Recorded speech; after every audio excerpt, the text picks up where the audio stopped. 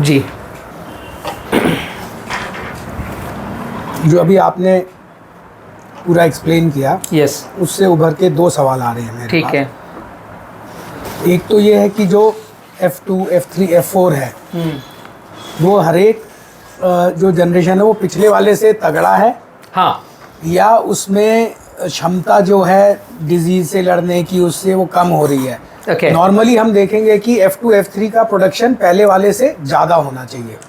बनाना की ये लाइन है कि अगर आपका फार्मिंग का तरीका सही है तो फर्स्ट हार्वेस्टिंग से सेकंड हार्वेस्टिंग आपका 10 से 20% बढ़ा हुआ आना चाहिए। वजन में भी, क्वालिटी में भी, रेजिस्टेंस में भी, हाइट में भी बढ़ेगा, और केले की जो न्यूट्रिशन वैल्यू है उसमें भी बढ़ोतरी होगी। यस, अच्छा आना चाहिए। दूसरा जो मेरा सवाल है कि अब मान लीजिए जो साउथ में कर रहा है, कोस्टल एरिया में कर रहा है, उसको तो ये आइडियल क्लाइमेट मिल रहा है, बट हम जब बी किसान का फॉर्मूला फॉलो करते हैं, हाँ, तो हम क्लाइमेट कंट्रोल कर रहे हैं। यस।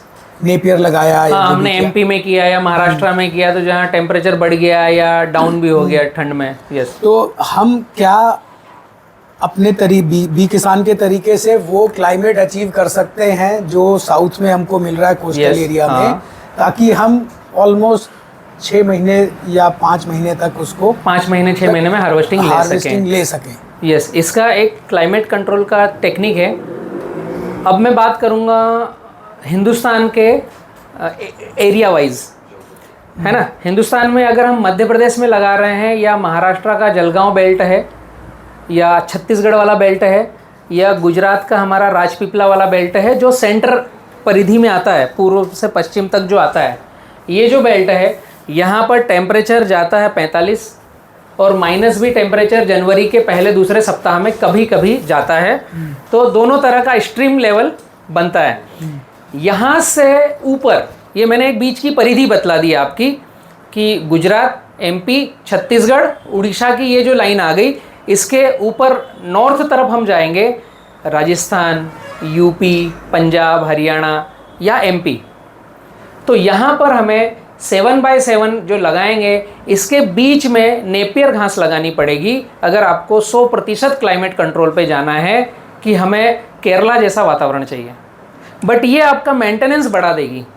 एक तो लगा बाउंड्री पर नेपियर, मैं बात कर रहा हूँ हमें जल्दी हार्वेस्टिंग चाहिए, एक लगा बीच में नेपियर, तो फिर उसको 7x7 का ग्राफ छोटा गिरेगा, फिर हमें 8x8 पे जाना पड़ेगा, तो हमारा आउटपुट पे थोड़ा सा फर्क गिरेगा, और बीच में नेपियर आएगी, तो आपके जितने प्लांट आए उतने नेपियर के भिर्रे आएंगे, और वो नेपियर खड़ा रहेगा सेंटर में। नेपियर हरा पत्ता रहता है 365 दिन, उसमें नमी रहती है, उसमें मतलब डंडा मोटा रहता है और पत्ते नमी वाले झुके हुए रहते हैं, तो ठंड को और इनको ऊपर से उछाल देगा।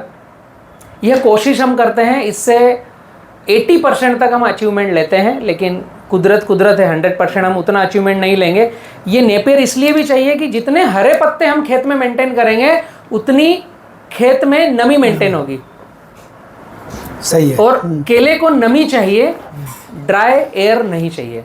दूसरा, हम प्रैक्टिस में लेते हैं कि 7x7 पर हम सेंटर में नेपियर नहीं लगा रहे हैं, तो बाउंड्री पर तो नेपियर रहेगी ही, निश्चित है।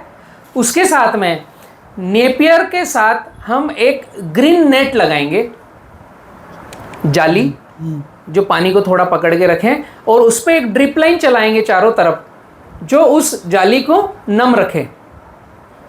और अगर हमारा 10 एकड़ का प्लॉट है तो नेपियर बीच में भी आ जाएगी 3 एकड़ के बाद, फिर 3 एकड़ के बाद, जहाँ बहुत ज़्यादा टेम्परेचर जाता है, जहाँ बहुत कम टेम्परेचर जाता है।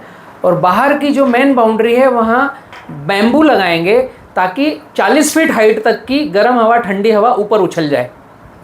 नेपियर आएगी आपकी 12-13 फीट बनाना के हाइट तक या थोड़ी सी बड़ी, बट बैम्बू आएगा आपका 40 फीट का। जैसे यूपी हो गया, बिहार हो गया, ठंडी बहुत जाएगी, हरियाणा पंजाब हो गया, ठंडी बहुत जाएगी, तो उनकी बाउंड्री पर बैम्बू चाहिए।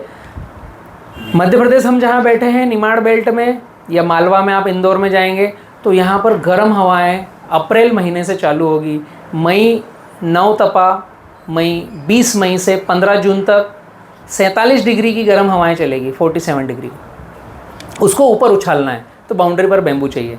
तो यह एक्सरसाइज थोड़ी सी फार्मर के लिए बढ़ेगी। मगर इसमें एक सवाल है मेरा कि हमने चलो नेपियर तो हमने लगा दी, वो आ जाएगी 10-12 फुट। अभी हमने बैम्बू लगा, बैम्बू तो वो हाइट पकड़ने में कम से कम 3 साल में तो पकड़ना शुरू करेगा। यस, और उस हाइट पे पहुंचने में बैम्बू को आप बनाना जितना फर्टिगेशन करेंगे, 365 दिन ड्रिप चलाएंगे तो दूसरे साल उसकी हाइट आएगी 25 फीट 30 फीट। तो मतलब पहला साल तो लेगा ही लेगा, पहला साल तो लगेगा, तीसरे साल तक वो उस हाइट में पहुंच जाएगा। हाँ। अच्छा, अभी इससे अब हम ये जो कर रहे हैं तो हमारा खर्चा बढ़ रहा है। हाँ, थोड़ा खर्चा, एक्सरसाइज बढ़ेगी, क्योंकि बनाना का क्लाइमेट है दक्षिण भारत, केरला, और हम मध्य भारत या महाराष्ट्र में उससे 100 टन पर एकड़ का आउटपुट पर ईयर चाहते हैं, तो एक्सरसाइज बढ़ेगी। मगर इसमें क्या तरीका है कि हम अब ये हमारी और एक देखा जाए तो प्रोडक्शन हो रही है, नेपियर प्रोड्यूस हो रहा है हमारा, और बैम्बू भी प्रोड्यूस, वो एक्स्ट्रा इनकम आएगी। तो उसको कैसे हम क्या करें कि हमें उसका आउटपुट मिलना चाहिए। उसका यस, मतलब अगर हम मान लीजिए जानवर रखते हैं, नेपियर कि हमें तो आप मिल ही रहा है, तो ये फायदेमंद है या और बैम्बू के लिए हम क्या कर सकते हैं कि हमें उसका भी फायदा हो? बैम्बू तो आपकी बाउंड्री से आउटपुट देगा ही। बैम्बू जब हम बाउंड्री पे लगाएंगे तो 1-1 मीटर पे लगाएंगे, लगभग 3-3.25 फीट पर एक प्लांट आएगा, तो पूरी डेंस फेंसिंग हो जाएगी, उसकी डेंस हाइट हो जाएगी। और बैम्बू जो बनाना में हमने ड्रिप डाल के फर्टिगेशन डालने की जो इरिगेशन की मेथड रखी है, वही ड्रिप लाइन हम बैम्बू में रखेंगे, तो वो बहुत कम भोजन और पानी लेने वाला पौधा है, बट उसको बनाना के जैसे मिलेगा तो वो मना नहीं करता है, और हाइट हेल्थ में बहुत ग्रो होता है। तो एक भिर्रे से आपको 1 साल में 12 पोल मिलेंगे जब इस तरह का क्लाइमेट होगा। तो चौथे साल आप हर भिर्रे से 12 पोल की कटिंग लोगे। और इसका अगर मैं कैलकुलेशन दूं, आप कैलकुलेटर पे कीजिए, मैं बतला रहा हूँ, उसको आप करेंगे तो पता चलेगा। 1 एकड़ ज़मीन 200 बाय 200 का होता है, 200 फीट बाय 200 फीट, ठीक है। अगर इसको 200 को मैं मीटर में कन्वर्ट करूं तो ये होगा 60 मीटर बाय 60 मीटर, 61 मीटर, 60.97 होता है। तो 61 मीटर 61 मीटर, तो हम 1 मीटर पे एक पौधा लगा रहे हैं। तो एवरेज आपका 1 एकड़ की अगर आप बाउंड्री करते हो, मैं कैलकुलेशन 1 का बताता हूँ, इसको ब्रॉड हम कर सकते हैं। तो 60 60 60 60 है, 60 × 4 240 पौधे, और चौथे साल से इसका आउटपुट आएगा पर प्लांट 12 पोल डिवाइड बाय 12, तो आपके 2880, ठीक है। अभी एवरेजन आपको 2500 पोल मिलेंगे चौथे साल से, फिर हर साल मिलेंगे, करेक्ट, फिर 5वें साल भी मिलेंगे, 6ठे साल भी मिलेंगे, क्योंकि उसके दोनों तरफ कोई इतना बड़ा पौधा नहीं कि पोल आने में कम हो। हम पानी दे रहे हैं, दोनों तरफ से हवा भी मिल रही है, धूप भी मिल रही है, तो पोल की संख्या अच्छी मिलेगी। हमने इसको और एरर मान करके हमने कहीं रास्ता छोड़ा है अंदर जाने के लिए, या कहीं हमारा ड्रिप डैमेज है, तो मिसलेनियस भी आप जोड़ोगे तो 2000 पोल आपको मिलेंगे पर एकड़ पर ईयर, और 100 रुपये का कम से कम एक पोल जाता है आपका थोक में आपके खेत से। अगर आप खेरची बेचने जाएंगे, खुद रिटेल करने जाएंगे, तो यह पोल जाएगा 7 से 8 रुपये फीट। अगर आप खेत से पूरा बेच रहे हो तो 2.5 से 3 रुपये फीट जाएगा, पोल की बात मैं कर रहा हूँ। तो एवरेजन हम खेत से ही बेचें, हम नहीं रिटेल करें, तो 2 लाख रुपए एकड़ की इनकम ये देगा 5वें साल से बैम्बू बाउंड्री से। अब इसमें कुछ नहीं करना है, जो आपका बनाना में जो पानी चल रहा है वो पानी आपकी बाउंड्री के बैम्बू पे चल रहा है, और जो पहले साल का रटून था वो कचरे में जाएगा, दूसरे साल का चौथे साल से कटना चालू होगा, तीसरे साल का 5वें साल कटेगा, चौथे साल का 7वें साल कटेगा, तो ये साइकिल एक बार चालू हो जाएगी। तो आपको एवरेजन 2 लाख रुपए एकड़ आपको बाउंड्री से मिलेगा। अब इस बाउंड्री को ब्रॉड करेंगे आप, तो मिनिमम कट होकर के, क्योंकि जब बड़ा होगा तो बाउंड्री सक्रिय होगी, 10 एकड़ की करेंगे या 50 एकड़ की करेंगे तो ऑन एवरेज 1 लाख रुपए एकड़ बाउंड्री से पैसा, कटिंग का गया, लोडिंग का गया, साइड की ब्रांचेस साफ़ करोगे, आप डंडा बना कर दोगे, तो 1 लाख रुपए एकड़ आपको बैम्बू से निकल सकता है। बट ये वहाँ पर होगा जहाँ खुद की खेती है। हम अगर मल्टीपल लीज एग्रीमेंट करके फार्मिंग करने जाएंगे तो शायद पड़ोसी की खेती में इसका छांव जाएगा तो वो करने नहीं देगा, ये एक इसमें एरर आएगा। हम बात कर रहे थे क्लाइमेट कंट्रोल से, तो उसमें बैम्बू का हमने आउटपुट निकाला। हाँ। और नेपियर भी इसी तरीके से, जो सूखने लगेगी उसकी 2 लेयर लगेगी। जो नेपियर हमने भिर्रा लगाया तो आधी नेपियर हम कट करेंगे, आधी बढ़ती रहेगी, फिर ये बढ़ जाएगी, फिर हम इसको कट करेंगे, ये बढ़ती रहेगी। तो ये जो चारा निकलेगा ये हम जानवरों के लिए या हम सेल कर सकते हैं, तो 3 रुपये किलो बिकेगा आपका। और ये भी आउटपुट आपको 25,000 रुपये एकड़ का आराम से दे सकता है, 20 से 25,000 एकड़, क्योंकि इसकी सिंगल लाइन ही रो घूमेगी। तो ये आउटपुट देने वाली चीज़ें हैं आपके क्लाइमेट कंट्रोल के साथ साथ। मतलब मेन एम था हमारा कि हम वो आइडियल क्लाइमेट बना लें, हाँ। जो कि हमें कोस्टल एरिया में मिल रहा हाँ, है, जिससे हम हार्वेस्टिंग फास्ट कर लें, फास्ट हार्वेस्टिंग। तो मोटा मोटा ये निकल के आएगा कि पहली हार्वेस्टिंग 10 महीने में, फिर अगली हर हार्वेस्टिंग 5 महीने में। अगर आप वैसा क्लाइमेट बना पाते हो तो साल में आपके हार्वेस्टिंग का रेशो है बहुत कम हो जाएगा। आप महीनों से काउंट करोगे, जो बनाना में आज तक पॉसिबिलिटी नहीं है, जो पूरे हिंदुस्तान में सोच नहीं पा रहे हैं, वहाँ तक आप सोच करके आप प्लानिंग कर रहे हो कि जाना। और डोल बनाना और चकीता बनाना के फार्म विजिट करोगे या देखोगे तो वह 6 महीना मैक्सिमम है माल काटते हैं। एवरेजन सारा एरर जोड़ के हम बात करें तो साल में 2 बार कटिंग होती है।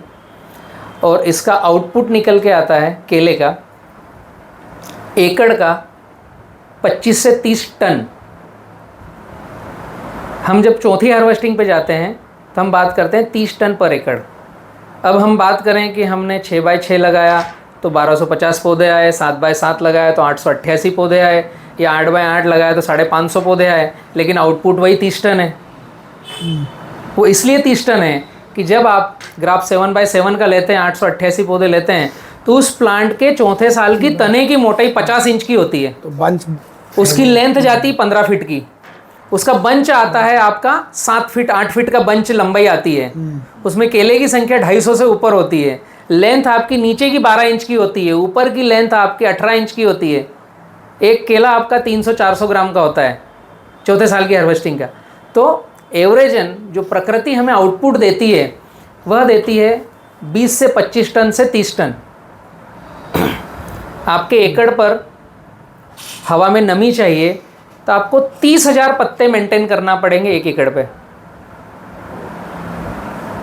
30 से 40,000 पत्ते, जिसमें पानी भरा हुआ हो, हरे पत्ते हो, ग्रीन लीफ। मैं जब गाइडलाइंस देता हूँ BK G9+ की या BK बनाना की 7x7, और पहली हार्वेस्टिंग 12 महीने, दूसरी हार्वेस्टिंग 8 महीने, आपने उससे भी माइक्रो कराया मुझे अभी, बट वो जब मैं गाइडलाइंस देता हूँ तो उसमें मिनिमम मुझे 20,000 पत्ते एक एकड़ पे चाहिए, जो हमारे केले को शुष्क वातावरण मेंटेन कराए, हवा में नमी मेंटेन कराए। केले में जब फ्लावरिंग आती है उसके बाद पत्ता कम होता है, लीफ कम होती है, और वो लीफ न्यूट्रिशन अंदर वापस रिड्यूस करके देती है और वो न्यूट्रिशन फल में जाता है। अगर केले के पत्ते का मुहाना पीला पड़ के रिवर्स हो रहा है और पत्ता सूख रहा है, ये सही सिंबल है कि वो उम्र हो गई है, पक रहा है, न्यूट्रिशन वापस प्लांट को दे रहा है, वो प्लांट अपने फल को न्यूट्रिशन देगा, तो उसमें लेंथ बढ़ेगी, मोटाई आएगी। अगर केले का पत्ता बीच में धब्बा आ गया, दाने आ गए और यहाँ से टिफ टूट गया, तो यह एरर है, ये गड़बड़ है। मुहाने से सूखता जाए, पीला पड़ता जाए, यह सही सिंबल है। तो जब फ्लावरिंग आती है उसके बाद हम जब 7x7 का प्लांट रखते हैं तो फ्लावरिंग आते समय हमारी फील्ड में 25 पत्ते मिलेंगे आपको। प्लांट लगाते समय 5 से 6 पत्तों वाला पौधा आएगा, और वो जैसे बढ़ेगा हर महीने 5 पत्ते आएंगे, तो 7वें महीने में आपको खेत में 35 पत्ते का पौधा होना चाहिए। लेकिन पौधा जब बड़ा होता है, तना मोटा होता है, तो नीचे के पत्ते सूखते रहते हैं, तो आपके 10 पत्ते फट कर रिवर्स हो जाते हैं। बट आपने सराउंड ग्राफ लिया है 7x7, तो धूप नीचे तक गिरती है, तो नीचे का पत्ता भी हरा रहता है, बट टखना मोटा होने से जो नर्सरी के पत्ते हैं वो डाउन होंगे। एवरेज आपकी सही खेती हो रही है तो फ्लावरिंग आते समय 25 पत्ते होना चाहिए, मिनिमम 20। अगर 20 से कम है तो आपकी खेती का तरीका गलत है, कहीं हमने चूक कर दी है, या फील्ड सपोर्ट नहीं कर रही, या गाइडलाइन देने वाला सही नहीं है, या हम फार्मिंग सही नहीं कर रहे हैं। ये देखने का सिंबल है। तो जब फ्लावरिंग आते समय 25 पत्ते मिलेंगे, हमने नया बच्चा जो रखा है वो 5 महीने का है, उसके ऑलरेडी 25 पत्ते हैं, लेकिन ये छोटे थे, तो मोटे 10 पत्ते मिलेंगे, छोटे 15 पत्ते, और वो सूखने की कगार पे रहेंगे बच्चे के। तो 25 और 10 35 पत्ते आपके रहेंगे। तो यह क्लाइमेट आपके एकड़ पे, सराउंड क्लाइमेट, हवा में नमी, तो आप ये मेंटेन करना सीख गए, तो आपको नेपियर कम से कम लगाना है या जीरो करना है। अब यहाँ द्वंद आएगी, मैंने पहले नेपियर बतलाया था, अभी मैं बोल रहा हूँ जीरो करना है।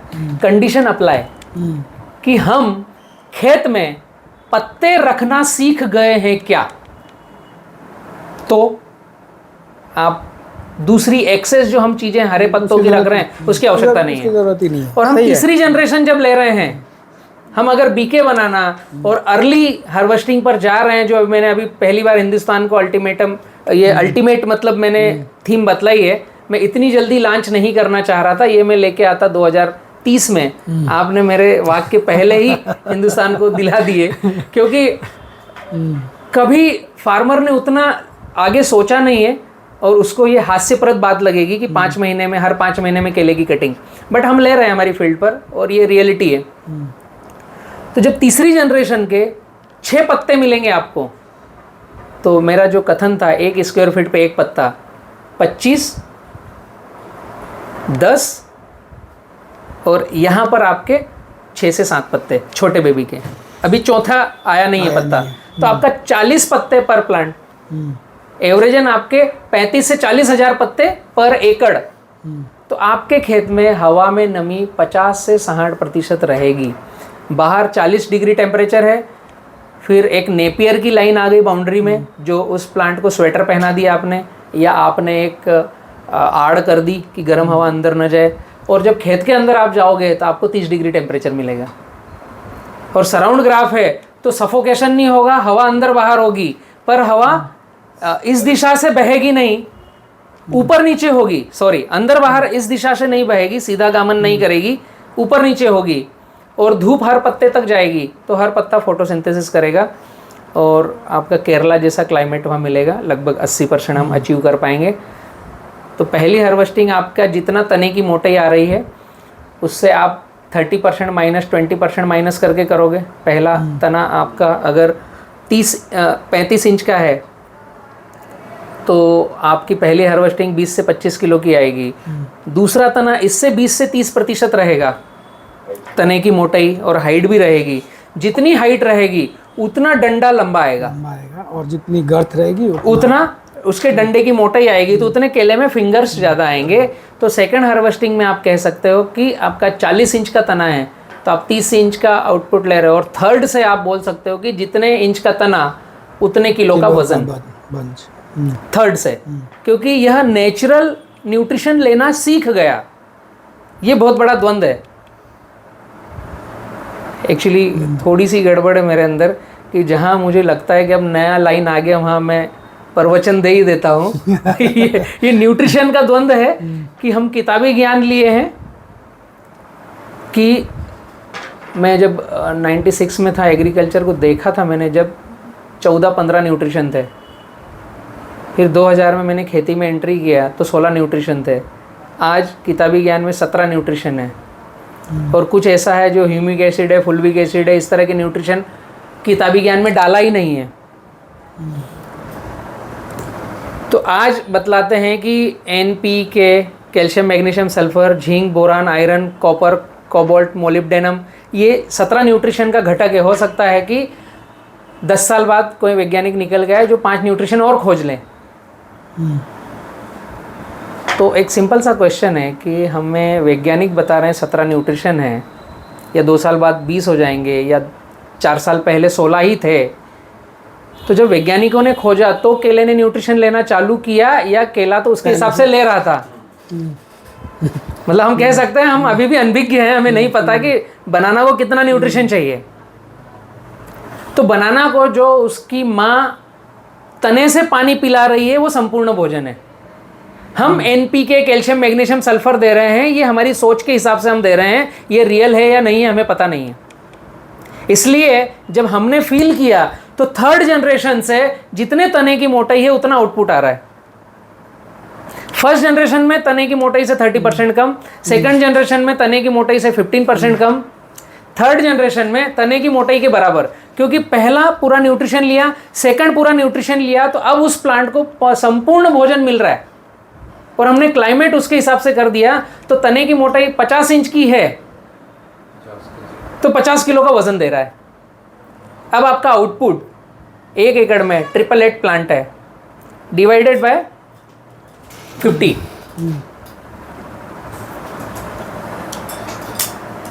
बहुत ही प्यारा कैलकुलेशन निकलता है। और सस्टेनेबल फार्मिंग और हम कॉर्पोरेट फार्मिंग करते हैं ना, तो ये सारे कैलकुलेशन रखना ही पड़ेंगे, तो गड़बड़ नहीं होगी। 888 इंटू 50 तो 44, मतलब 40 टन प्लस हमारा फर्स्ट हार्वेस्टिंग आया, और डिवाइडेड बाय 2 तो आप जाते हो 888 टन, 88 टन पर एकड़ पर ईयर, जो हिंदुस्तान में बनाना में आज तक किसी ने लिया नहीं है, वो हम इस फार्मिंग के तरीके से लेते हैं।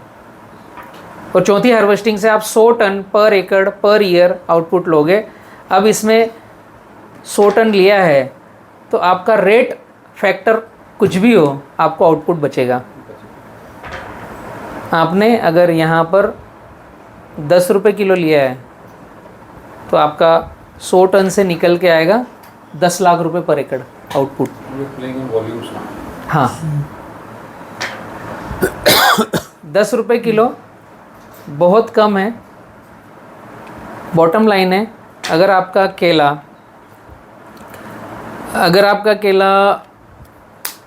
10 इंच लंबा है नीचे का, तो उसका एक्सपोर्ट के लिए 42 कैलिबर का वो मोटाई है, छिलके में मोटापन है जो ट्रेवल करेगा, तो जिस पौधे में पत्तों की संख्या ज़्यादा रहेगी उसका केला लंबी दूर ट्रेवल करेगा। तो हम जब सराउंड ग्राफ लेंगे तो वो रहेगा ही। एक इसका खरीदी बिक्री में सूत्र है, हम केला खरीदते हैं तो मुझे थोड़ा सा उसका है नॉलेज। बंच में जितने पंजे, माल कटने वाले दिन उतने पत्ते आपके पौधे में होना चाहिए। अगर आपके बंच में 10 हैंड है, 10 पंजे हैं, तो जिस दिन माल कट रहा है उस दिन 10 पत्ते आपके पौधे पर होना चाहिए। तो ये संभव है जब आपका सराउंड ग्राफ हो तब। तो यह केला लंबी दूर ट्रेवल करेगा। यह केला आप रशिया भेज सकते हो, यह केला आप यूएस भेज सकते हो, यूके भेज सकते हो। इस तरह की फार्मिंग हिंदुस्तान में हो नहीं रही है, इसलिए हिंदुस्तान का केला केवल गल्फ कंट्री जा रहा है कि जो 8 दिन 10 दिन का ट्रांजिट पीरियड है। पहली बार हमने सह्याद्री ग्रुप के साथ मिलकर के 5/8, 5/9 का केला यूरोप भेजा और वो कंटेनर पास हुआ। हिंदुस्तान का पहला कंटेनर किसान पाठशाला की गाइडलाइन का गया है, जो सराउंड ग्राफ का है। लंबी दूर ट्रेवल किया 35 दिन। तो पत्तों की संख्या ज़्यादा रहेगी पंजों से, तो यह केला लंबी दूर का ट्रेवल होगा। तो आज की तारीख में केले का रेट जहाँ एक्सपोर्ट हो रहा है, हिंदुस्तान के बड़े हब हैं आंध्र प्रदेश, महाराष्ट्र में सोलापुर, सतारा, सांगली वाला बेल्ट है, तेमुरनी वाला बेल्ट है, जहाँ से पर डे एक्सपोर्ट हो रहा है। तो वहाँ आज का रेट है 27 रुपये पर केजी फील्ड से। जब हम 100 टन माल निकालते हैं 1 एकड़ से और 27 रुपये केजी बेचते हैं, तो आप 1 एकड़ से 27 लाख रुपए कमाते हो, और खर्चा आपका वही 1 लाख 1.5 लाख का ही होगा। अगर आप point two point calculate farming करते हो और आप अगर कोई इंडस्ट्री डाल रहे हो, उसमें अटेंशन खड़े होकर के ड्यूटी दे रहे हो, मैनेजमेंट संभाल रहे हो, वैसा मैनेजमेंट अगर आप खेती में करते हो, तो इससे ज़्यादा आउटपुट किसी फसल में किसी भी एंगल से नहीं है। और आप 24 घंटे फ्री रहोगे और 24 घंटे ड्यूटी दोगे। हमेशा छुट्टी रहती किसान की और हमेशा ड्यूटी पे रहता है। बट वो किसान को दिखाया ऐसा है कि फटी बनियान हल पे बैठा हुआ। तो लगभग ये जो कैलकुलेशन है, इस कैलकुलेशन से बी किसान कई जगह कॉन्ट्रैक्ट फार्मिंग कर रहा है। इसमें मेरा एक छोटा सा सवाल और इसको ड्रॉप करके नया वीडियो बनाते हैं, तो ये छोटा ही है। यस, पूछ लीजिए, इसी में कंटिन्यू कीजिए। ये हमने क्लाइमेट कंट्रोल किया। हाँ। तो अब मैं स्पेसिफिकली पूछ रहा हूँ, जैसे कि मान लीजिए हरियाणा पंजाब इधर हो गया, यहाँ पे बाकी क्लाइमेट गर्म हवा वो हमने कंट्रोल कर, नेपियर लगा लिया, इवन बैम्बू लगा लिया, तो वो ही चलो ठीक है। बट वहाँ पे जहाँ पे 2 से 3 महीने पाला पड़ता है, उससे सूर्य ही निकल के नहीं आता है। हाँ, तो उससे वहाँ इसको प्लांट जाएगा डोरमेंसी में, स्थिर होगा, रुकेगा। इसे ट्रॉपिकल क्लाइमेट चाहिए केले को। धूप से दिक्कत नहीं है, गर्म हवा से दिक्कत है, ठंडी हवा से दिक्कत है। जब हम उत्तर भारत में जाते हैं तो कई दिन ऐसे रहते हैं जब सूर्य भगवान के दर्शन होते नहीं हैं, तो फिर ये स्टॉप हो जाएगा, रुक जाएगा, डोरमेंसी में चले जाएगा, मूवमेंट कुछ नहीं करेगा। हाँ, मरेगा भी नहीं, चलेगा भी नहीं, स्थिर रहेगा। तो जो आपकी हार्वेस्टिंग की साइकिल है उतने महीने आपको माइनस करना पड़ेगी। तो अल्टीमेट अगर हम बिजनेस की दृष्टि से जाएं तो हम उस तरफ जाने की बजाय मध्य प्रदेश से नीचे दक्षिण भारत तरफ जाएं, वहाँ पर फार्मिंग करें तो बहुत ही बेस्ट रहेगा। दूसरा, जब शायद ये प्रश्न आपके माइंड में आया नहीं, लेकिन मैं जोड़ रहा हूँ, इसी से रिलेटेड है। जब ठंड बढ़ती है, हम कितना ही कुछ सेट करें, लेकिन कुदरत के 100% अकॉर्डिंग हम उसको क्योर नहीं कर सकते, 80% तक जा सकते हैं। तो जो ठंडी लगने से केला बंच अगर आपके पौधे पर है टंगा हुआ और इसके छिलके को ठंड लगी है, तो इसकी मांसपेशी रुकती है, मरती है और वह एरर में जाती है। तो ये ठंड लगा हुआ केला जब राइपनिंग चेम्बर में पकने जाता है तो इसको बोलते हैं चिलिंग इंजरी वाला केला। तो यह अनइवन पकता है, हल्दी कलर का पीला नहीं होता, हरा पीला पकता है, तो उसकी डिमांड मार्केट में कम हो जाती है। केले की जो मार्केट में डिमांड है, उत्तर भारत में जो केला बिकता है, ऐसी जगह का केला ज़्यादा रेट में बिकता है जो ठंड में फल नहीं आया हो। जब केले को तोड़ते हैं और उसका छिलका खींचते हैं तो उसमें पीला दिखना चाहिए, और जैसे छिलका खींचा तो यहाँ से उसका ब्लडिंग होना चाहिए, वाइट पानी गिरना चाहिए, लगभग 1 मिनट तक उसकी बूंद बूंद बूंद या धीमे धीमे बूंद गिरना चाहिए, वो उसका देखने का सिंबल है। और जिस केले को ठंड ज़्यादा लग गई उसका छिलका निकालते हैं तो यहाँ पीले की बजाय रेड रस्टिंग दिखता है, कत्थई कलर का उसका छिलके के अंदर का कलर दिखता है और पानी गिरना बंद हो जाता है। अल्टीमेट उस छिलके के ऊपर का पानी जम जाता है, गीला रहता है, लेकिन वो बूंद बनकर गिरने की प्रवृत्ति से हट जाता है। तो जब इथिलीन गैस देते हैं, उसको पकाते हैं, तो वो अंदर गूदे तक, वहाँ तक नहीं जाता है और बाहर के छिलके पर रह जाता है इथिलीन, तो केला लेट पकता है। तो राइपनिंग चेम्बर में 3 से 4 दिन में पककर बाहर आना चाहिए, वो 5 से 7 दिन लेता है। तो इस तरह के केले की बिक्री कम होती है। तो एक ये भी कारण है कि हमें उत्तर भारत में ज़्यादा केले को नहीं सोचना चाहिए लॉन्ग टाइम सस्टेनेबिलिटी के लिए। 1 राउंड 2 राउंड के लिए ठीक है। हम 10 साल की बात करें तो MP या महाराष्ट्र या आंध्रा या कर्नाटक या तमिलनाडु या केरला डाउन में जाना चाहिए। यस।